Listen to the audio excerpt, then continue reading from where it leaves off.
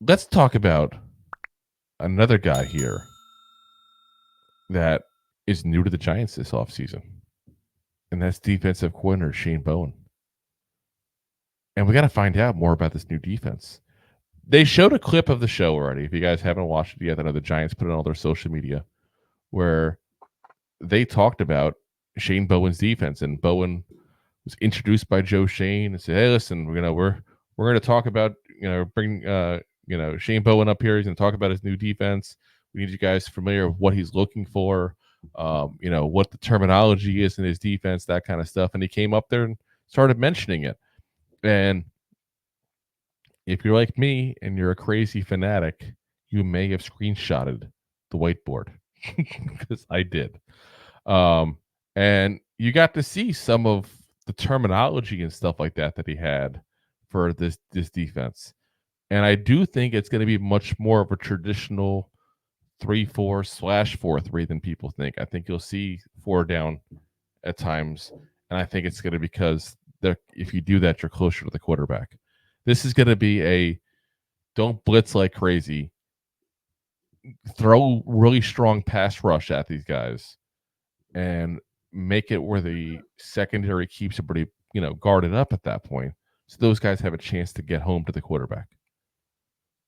This is going to be much different than what I think, Wink Martindale did, which obviously Wink's defenses are very unique in general. He just throws everything, including the kitchen sink. Like literally from the sidelines, he grabs the sink out of the bathroom and just tosses it on the field. Like it's from the waist of the locker room. Exactly. While screaming, "Who needs to wash their hands?" It's really, but it's like that's what he did. Like he threw safeties and corners and linebackers. Like he would drop edge, players like Kayvon into coverage just to throw a safety at him.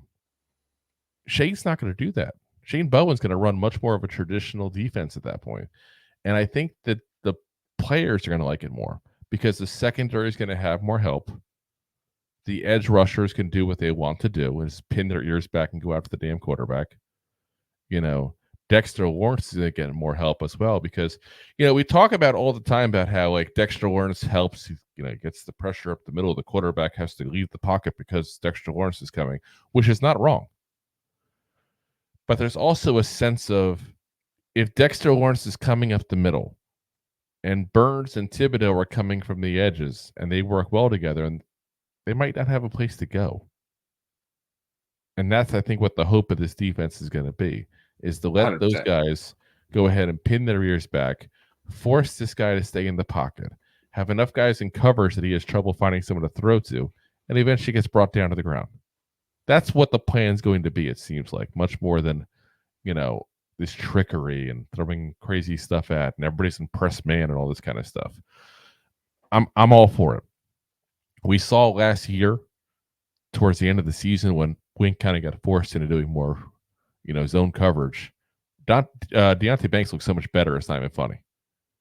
I think towards the end of the year, he definitely looked better the last few weeks there. It's when he started getting interceptions. He looked more comfortable in coverage. He's physically built for press. And I think he could do it as part of his repertoire, as the French would say. Ooh. Not to be confused with menage different trois. But whole bunch of people. But I think it's something he can put in his arsenal there. Use that word instead.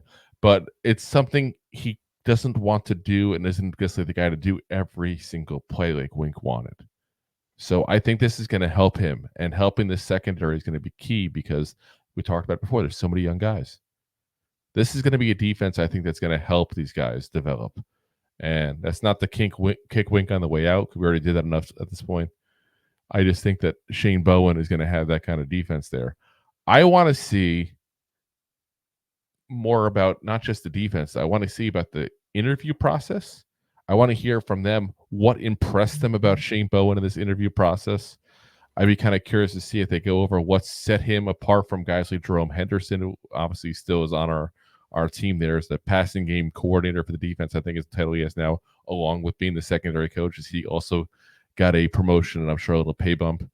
I'm curious, what did Mike Vrabel say about him? I don't know if they would even have that in there. But again, this is stuff that I'm very curious about.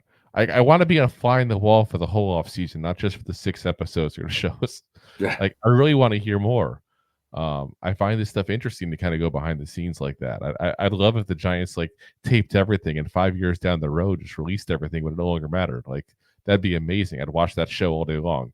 Like, on this episode of 5 years ago at MetLife, like I would watch that in a heartbeat. Like, bring it on. Like, we got to find out finally about Blake Martinez, what made him quit. Like, that's the kind of stuff really loves his Pokemon cards. Like, that's the kind of stuff I would enjoy watching. So, I'm kind of hoping that they get a little more in depth than what I think they're going to, but my hopes are not crazy up there. So, thanks for listening to Two Giant Goofballs, a New York Giants podcast. We appreciate your support. Thanks so much.